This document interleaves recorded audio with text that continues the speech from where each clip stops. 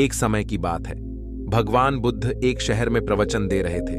उन्होंने प्रवचन के बाद आखिर में कहा, जागो, समय हाथ से निकला जा रहा है। इस तरह उस दिन की प्रवचन सभा समाप्त हो गई। सभा के बाद तथागत ने अपने शिष्य आनंद से कहा, थोड़ी दूर घूमकर आते हैं।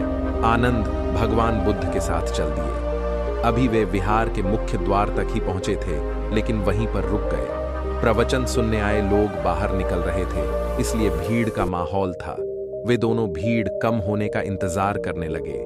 इसी बीच उस भीड़ से निकलकर एक स्त्री भगवान बुद्ध के नजदीक आई और उसने हाथ जोड़कर कहा, तथागत, मैं नर्तकी हूं। आज नगर के श्रेष्ठी के घर मेरे नृत्य का कार्यक्रम पहले से तय था, लेकिन मैं उसके बारे में भूल चुकी थी। यहां जैसे ही आपने कहा कि जागो, समय निकला जा रहा है, मुझे तुरंत इस बात की याद आई कि मुझे कार्यक्रम में जाना है।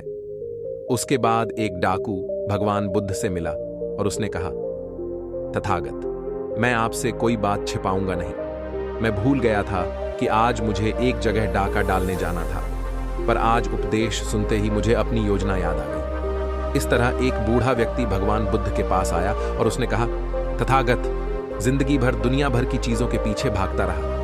अब मौत का सामना करने का दिन नजदीक आता जा रहा है।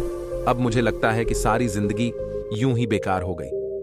आपकी बातों से आज मेरी आंखें खुल गईं। आज से मैं अपने सारे मोह छोड़कर निर्वाण के लिए कोशिश करूंगा। जब सब लोग चले गए, तब भगवान बुद्ध ने कहा, आनंद, ध्यान दो।